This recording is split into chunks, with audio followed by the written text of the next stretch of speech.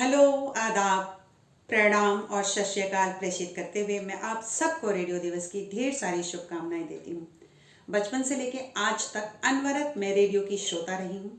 कुछ छोटी छोटी चीज़ें आपको शुभकामनाओं के साथ यहाँ पर साझा करना चाहती हूँ। एक प्रोग्राम आया करता था बिना का संगीत माला। आवाज़ के जादूगर अमीन सयानी जी उसमें कंपेयर हुआ करते थे।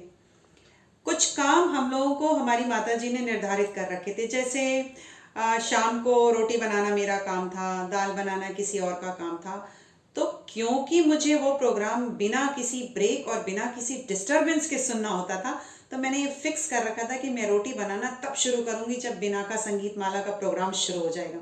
और अगर कम ही रोटियां बनानी हो, 20 मिनट में खत्म होनी हो रोटी बनाने का काम, तो भी मैं उस काम को इतना एक्सटेंड करती थी कि वो बिना का संगीत माला के चलते चलते उसके अंत में ही जाके वो काम खत्म हो, ताकि मुझे मेरे प्रोग्राम के बीच में कोई भी डिस्टर्ब ना करे। ऐसे गजब की, ऐसी शानदार आवाज़ अमीन सयानी जी की हुआ करती थी कि सुनते सुनते सुनते भी मन नहीं भरता था। फिर दोपहर में 1 बजे से लेकर 2 बजे तक एक कोई फरमाइशी गीत माला करके प्रोग्राम आता था। एग्जैक्टली नाम मुझे याद नहीं आ रहा। तो उसमें बहुत सारे शहरों के नाम बताए जाते थे कि फला शहर से फला भाई बहन ने इस गीत की फरमाइश भेजी है। जब हम लोग छोटे तो ना गूगल, ना कोई ऐसी नेटवर्क की ऐसी कोई सुविधा जिससे हम कोई शहरों या स्टेट्स के नाम भी जो हमने अपनी किताबों में पढ़े सिर्फ उतने ही आते थे।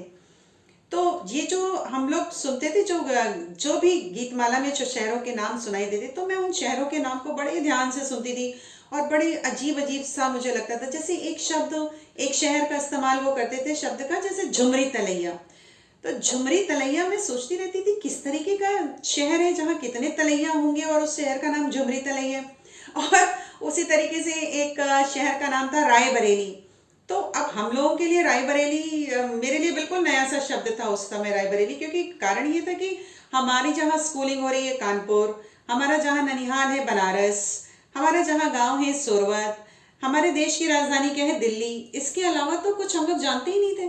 तो रायबरेली को सुनती थी तो मैं सोचती थी मेरा नाम ज्योति राय है और मेरे नाम का शहर है, तो मैं बड़े गर्व से लोगों को बताती थी, पता है मेरे नाम का शहर है जो रायबरेली के नाम से जाना जाता है।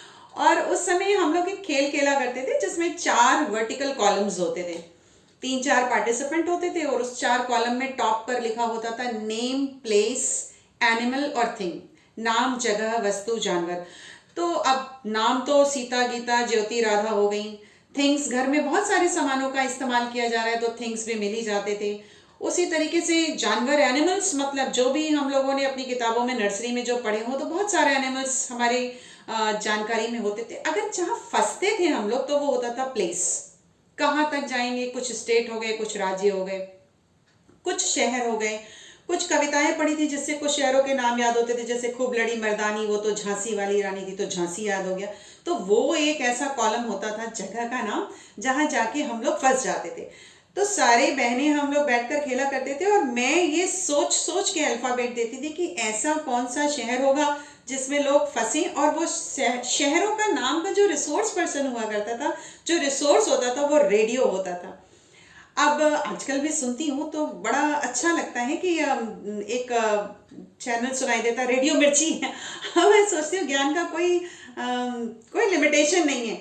अब मिर्च मसाले का नाम भी सुनना हो तो रेडियो चैनल पे ही सुना था, रेडियो मिर्ची।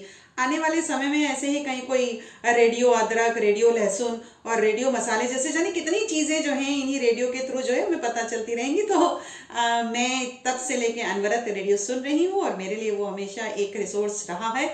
आप सबको बहुत बहुत धन्यवाद और इस विशेष दिवस की बधाई।